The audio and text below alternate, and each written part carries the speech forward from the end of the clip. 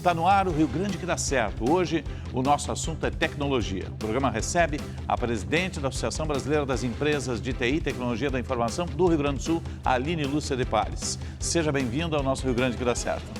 Olá, muito obrigada. Participa dessa entrevista nosso colega do Band Cidades da Rádio Bandeirantes, Sérgio Stock. Obrigado pela presença conosco também. Obrigado, Osiris. É um prazer estar aqui. A Aline assumiu recentemente a entidade, foi em janeiro, mas com uma grande missão de preparar justamente para o desafio de implantação da nova legislação de proteção de dados, É mais ou menos por aí, Exatamente. Assumi a presidência da CESP, estou como diretora-presidente da CESP Rio Grande do Sul desde janeiro deste ano. E no último ano eu estive no Gartner e fui para o Gartner justamente para buscar tendências. O Gartner é um ditador de tendências no que se refere à tecnologia e dentre os temas mais debatidos estava a Lei Geral de Proteção de Dados, ou a GDPR, ou a CCPA, que GDPR na Europa, a CCPA nos Estados Unidos. E eu voltei de lá, enfim, com esta missão e com este conceito de de que forma eu trago para as nossas empresas que hoje atuam na vanguarda da tecnologia, esta nova realidade que é a lei, e permanecer no mercado, que eu acho que é um dos principais objetivos de todas as nossas empresas. A nossa lei foi clonada a modelo europeu? Sim, eu diria que ela foi realmente traduzida, trazendo tudo o que a GDPR já está em vigor na Europa. E nesse contexto, o Brasil tem um período relativamente curto para que todas as nossas empresas, como eu disse, que já estão entregando soluções para o mercado e atendendo aí uma série de demandas, se adaptem a um conceito que é denominado Privacy by Design ou Privacy by Default, ou seja, privacidade como default ou design nesse contexto. Então, nós temos um curto espaço de tempo para mudar toda uma cultura de uma empresa e se adaptar a esta lei e continuar atendendo o mercado. Esse modelo dessa legislação é o mais adequado para o Brasil? Acredito que hoje a GDPR, hoje nós temos a GDPR como referência e todos os outros países eles estão seguindo a GDPR. Nós estamos aqui no Brasil tendo a formação da ANPD e a ANPD vem justamente para fiscalizar e trabalhar nas adaptações ou nas adequações que essa lei, enfim, que já está em vigor na Europa, possa se adaptar para a nossa realidade. O Brasil, por sua vez, ela já iniciou a tramitação junto ao Senado da PEC 17/2019, tornando os dados ou a privacidade de dados um direito fundamental e trazendo isso para a Constituição. Dito isso, eu entendo que nós, brasileiros, mais do que nunca, precisamos sim permanecer no mercado, atender esta demanda desta lei, atender uma demanda que é muito maior do que o Brasil em si, mas estar compliance com a privacidade dos dados de outros países também.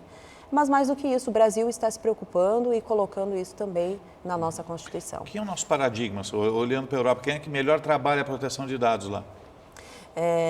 Hoje nós temos a GDPR, que já está em vigor, mas assim, quando a gente pensa em quem melhor trabalha, a lei entrou em vigor e as empresas, ao longo desse período, enfim, foram se adaptando.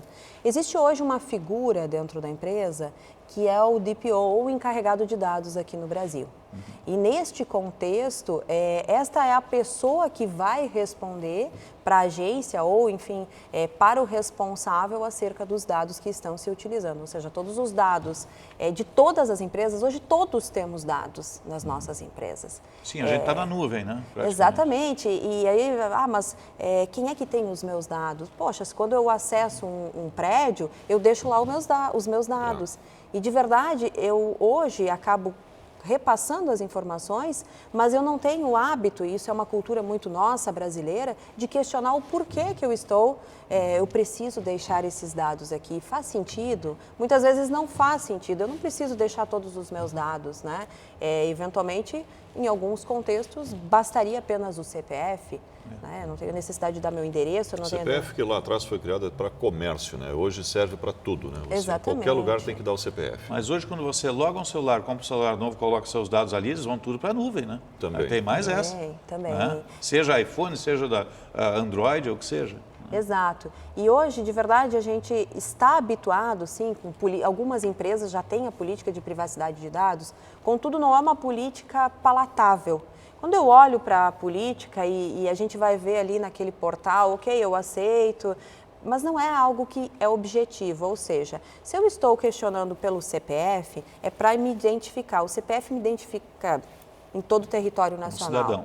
O cidadão, perfeito. É a minha identidade, eu preciso trazer a minha identidade para entrar aqui.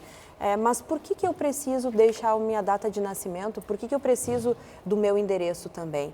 Então, alguns dados, eles não têm a necessidade de se tornarem públicos para alguns segmentos. E esse tipo de cuidado a gente precisa ter, principalmente enquanto cidadão, porque é um direito nosso, mas também enquanto empresa, visto que nós temos o hábito de demandar uma série de dados que muitas vezes não é necessário. Qual é o perfil desse novo profissional que está surgindo nas empresas e qual é a responsabilidade dele? Porque também não dá para atribuir a uma pessoa o controle de tudo, né? Tem que ter um sistema, uma política bem definida.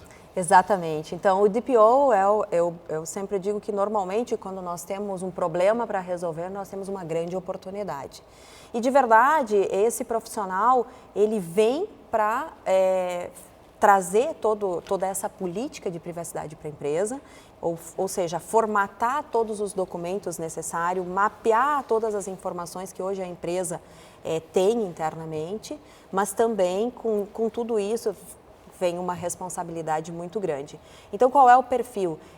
Sem dúvida, esse profissional vai precisar conhecer da legislação, mas também de tecnologia. Porque, basicamente, hoje existe aí um jargão, é conhecido que os dados são o novo petróleo, né? E, recentemente, eu fiz uma brincadeira, quando nós recebemos aqui um convidado, que foi o Fabrício Alves, que foi quem traduziu a GDPR para a LGPD, eu brinquei com ele, de verdade, eu acho que nós não estamos falando mais do novo petróleo e, quem sabe, do novo urânio, né? Porque dados, eventualmente, pode trazer a empresa para um outro patamar, mas... Tem dois usos, né? Aliás, três usos, na verdade. O uso correto, né? Que é você comprar numa empresa e ter lá o seu cadastro, isso é normal.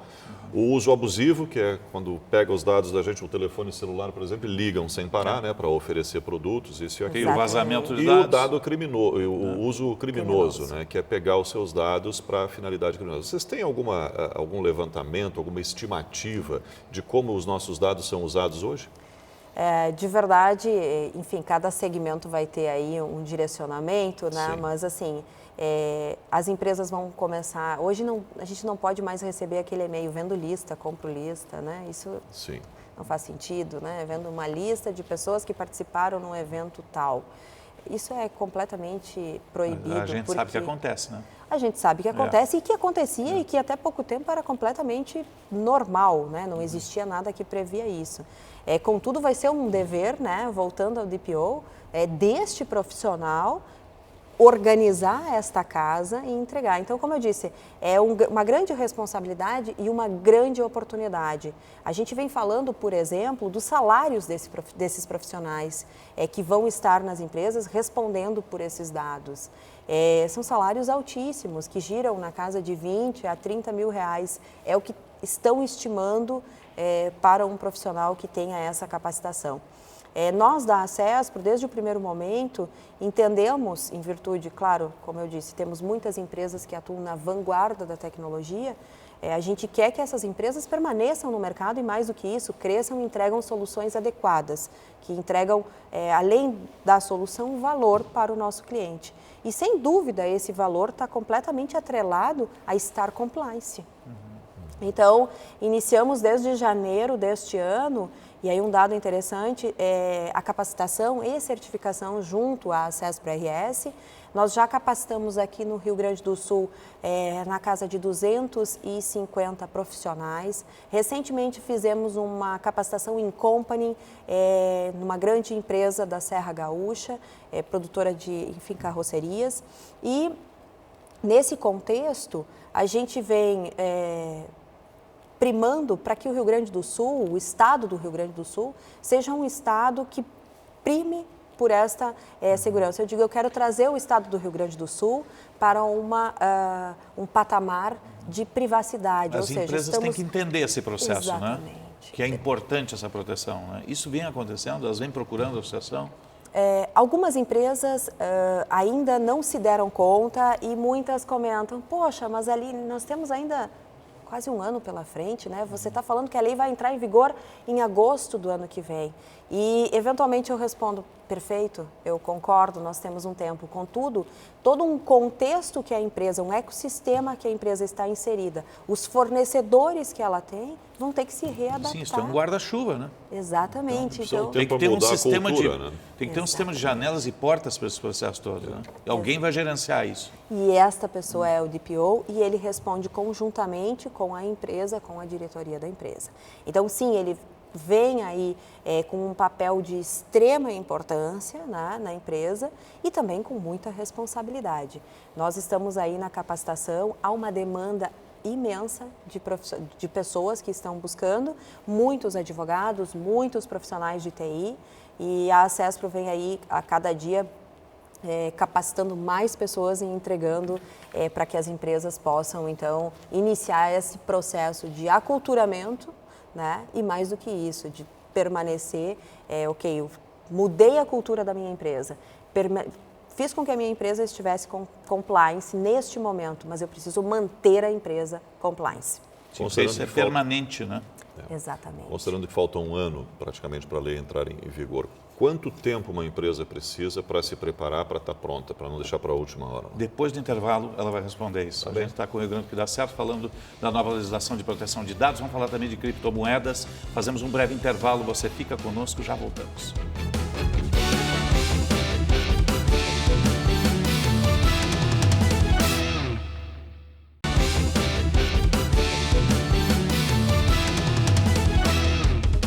Estamos retornando com o Rio Grande que dá certo, hoje recebendo a presidente da Associação Brasileira de Empresas de Tecnologia da Informação do Rio Grande do Sul, Aline Lúcia de Pares.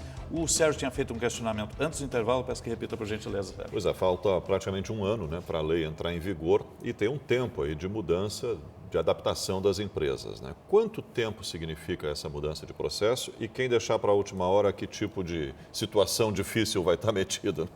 É verdade, acho que é exatamente situação difícil, né? Muito bem observado. Quanto tempo? Eu diria que as empresas já deveriam estar trabalhando, porque nós estamos falando de praticamente trabalhar em cima de todos os sistemas, de todos os fornecedores, de todos os processos que nós já temos existentes na empresa e replanejar eles, trabalhar num processo novo de pedir consentimento.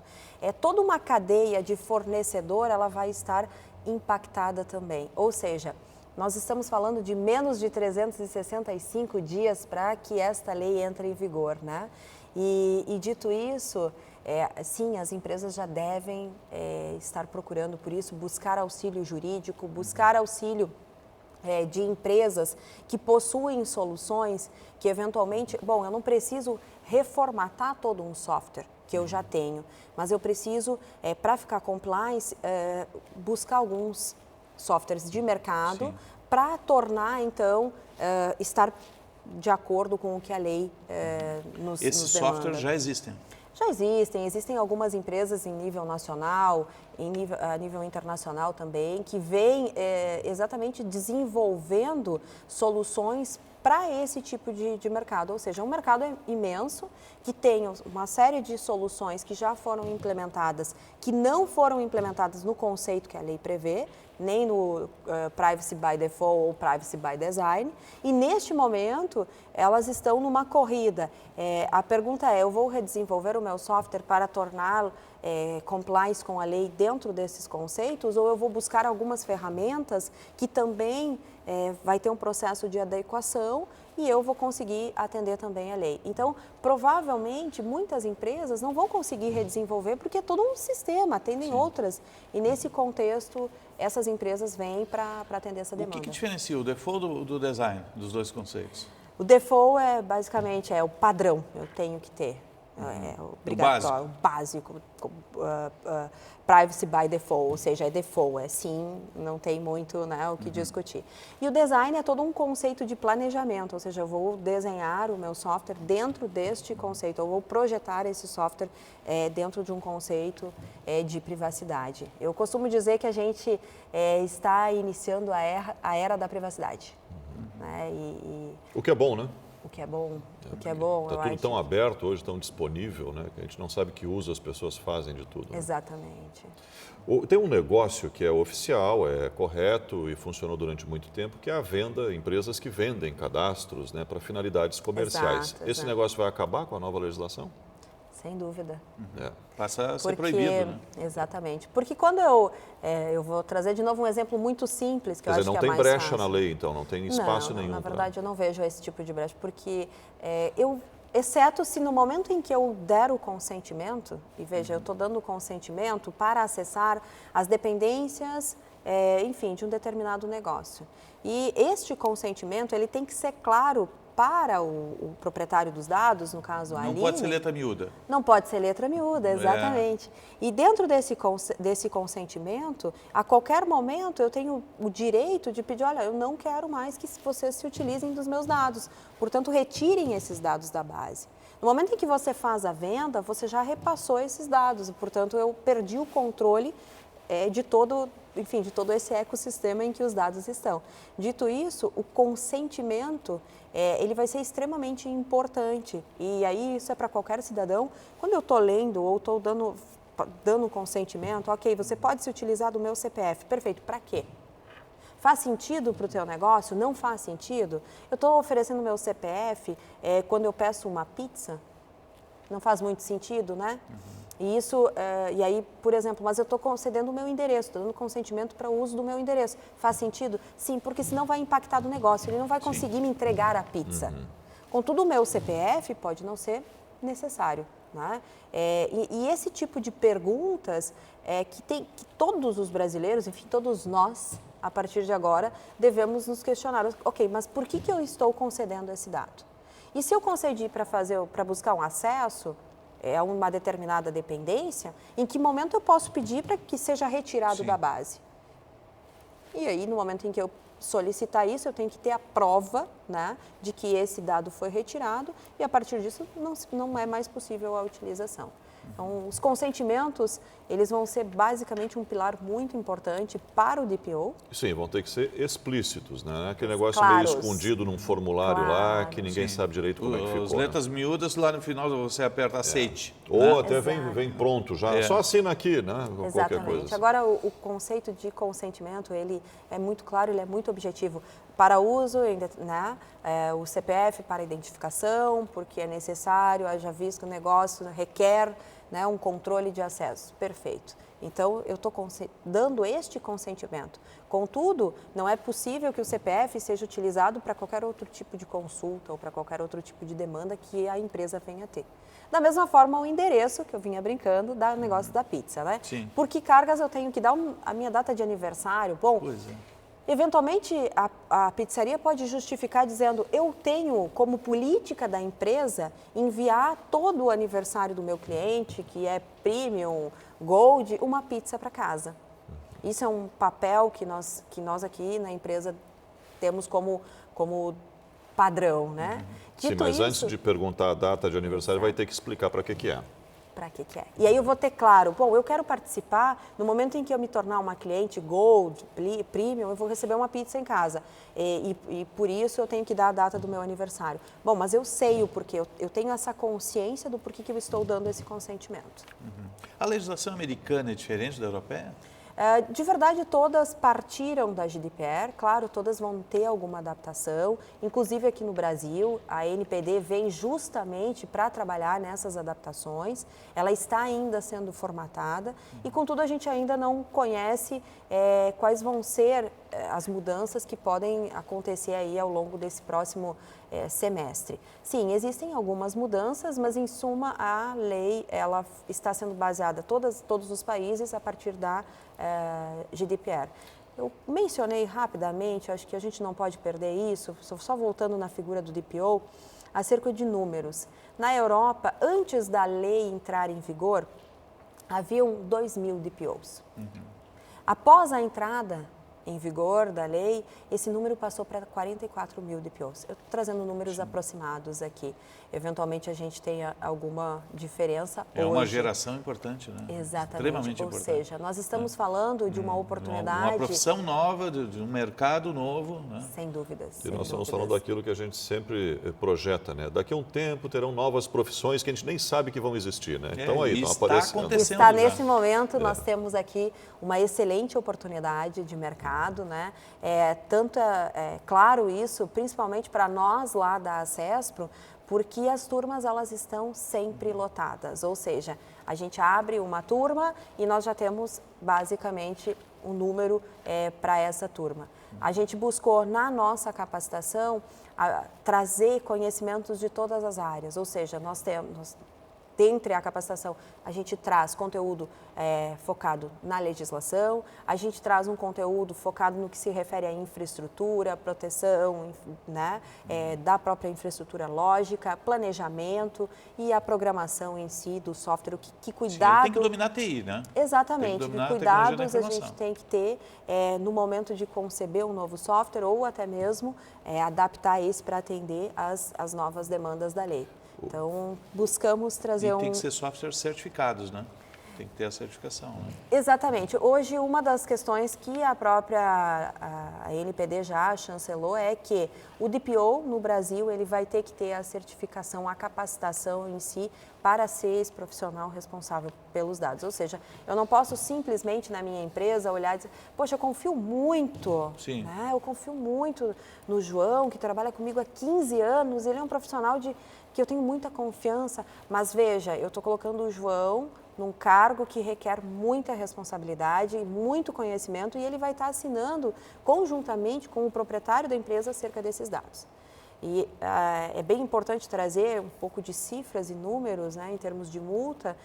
Já está previsto 2% do faturamento, limitado até 50 milhões. Isto por incidência, ou seja, se a empresa teve uma incidência e daqui 6 meses a NPD retorna e encontra outra incidência, novamente eu vou ter essas cifras. É pesado. Sim, Pesado. com certeza a gente está falando Agora, de valores bem significativos. A gente sempre teve conceitos de mercado com base em bolsa, moeda, meio circulante, né? E a criptomoeda está mudando isso também no mundo, né? O Banco Central não olhava, já está olhando esses processos todos. A gente está vivendo uma revolução nisso, né? É verdade. Recentemente eu tive a oportunidade de conversar no evento em que a presidente Ana Tércia, do Conselho de Contabilidade, realizou na Serra Gaúcha. E quando ela me convidou, ela disse, Aline, eu gostaria que você viesse falar sobre blockchain. Eu tive recentemente no Crypto Valley, fiz algumas viagens para conhecer um pouco mais do conceito. E ela foi muito enfática quando ela me convidou. Ela disse, Aline, vamos trazer um tema, mas não só falar de criptomoeda, falar de tecnologia, trazer essa tecnologia que sim é disruptiva. E, sem dúvida, acho que a criptomoeda e a tecnologia blockchain, eu traria as duas, os dois cenários, eles vêm para trazer, com certeza, um novo cenário. Eu brinco que blockchain é a nova internet, né, ou a internet do futuro, e que vem mudar, enfim, uma série de processos, né, ou, enfim, soluções que nós estamos acostumados a ver num formato, elas vão mudar para outro. E o dinheiro, sem dúvida, o dinheiro no formato que nós conhecemos hoje... O meio circulante hoje, vai acabar. Vai acabar, né? Ele vai deixar Na de China existir. já acabou. A gente tem, por exemplo, recentemente eu assisti uma palestra da AWS, né, ou da Amazon, né? Eles têm a Amazon Go. Sim. E é muito interessante porque se trata, enfim, basicamente eu posso me utilizar passar o meu celular, o meu WhatsApp, Que no entrar caso na loja. está no teu relógio. No meu caso está aqui. Eu vou entrar na loja, vou posicionar, eu vou ter o aplicativo e se utilizando de uma série de tecnologias como inteligência artificial, enfim, eu consigo buscar um produto, selecionar, colocar ele na minha sacola de compras, ou até mesmo, poxa, eu escolhi um, não quero mais, vou colocar de volta, né? E tudo isso, o software vai me avisando e vai gerando a minha fatura. Sensacional. Aline, Basta eu passar o celular, just go. o que é fundamental para o Rio Grande dar certo? O que é fundamental para o Rio Grande dar certo? Eu acredito, sem sombra de dúvidas, que tecnologia transforma vidas. E eu brinco sempre, e falo do meu caso especificamente, a tecnologia transformou a minha vida. Há 17 anos eu morava em uma cidade do interior com menos de 4, 5 mil habitantes. E 17 anos depois eu estou diante de uma associação de tecnologia. Então eu acredito muito na tecnologia, acredito que pode transformar vidas. E quando eu digo transformar vidas, é trazer novas oportunidades de emprego, renda, mas mais do que isso, trazer uma experiência de vida completamente diferente. Aline, obrigado pela presença conosco. Tá? Eu Também que faz agradeço. parte do Rio Grande que dá certo. Tá? Muito obrigada. Sérgio, obrigado pela presença. O Rio Grande que dá certo vai ficando por aqui. Obrigado pelo carinho da sua audiência e até o nosso próximo encontro.